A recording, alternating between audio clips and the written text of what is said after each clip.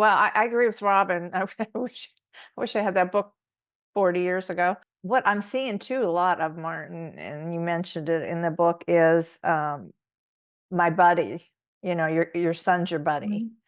Mhm. I see, just even like walking, I walk past this playground for this development and stuff, and I see a lot of that going on down there just from what I overhear and that sort of thing. It's like it's not your son, it's your buddy, right? It's your pal. And they're not, fathers are like compensating or something. I don't know, lack of time or whatever they're trying to do, but they're not being a father figure, you know?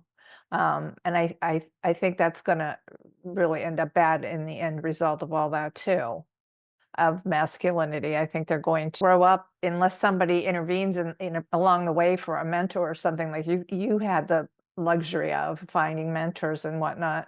These kids are gonna not grow up with the right respect. I don't know exactly how to phrase it, but parents aren't buddies. They just aren't buddies. They're not supposed to be their best friend.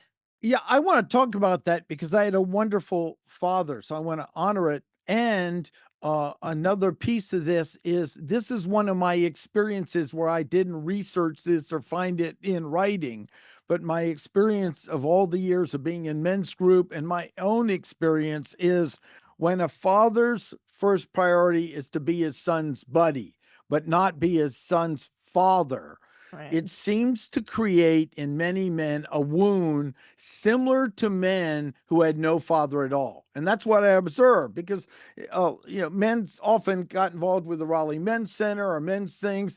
Of course, most of us usually don't get involved unless there's something wrong.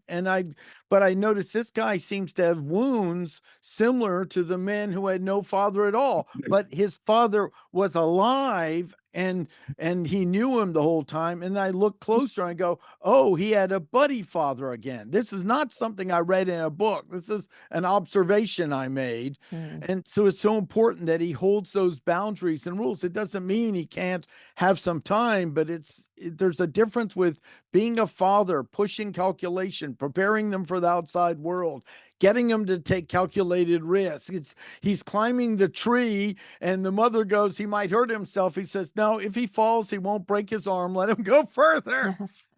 That's to me the standards. Or one of the things from Tom is to dip into some research. There's some research when the father holds the boundary, say, you got to eat all this before you can have the cake. It's the beginning of understanding empathy.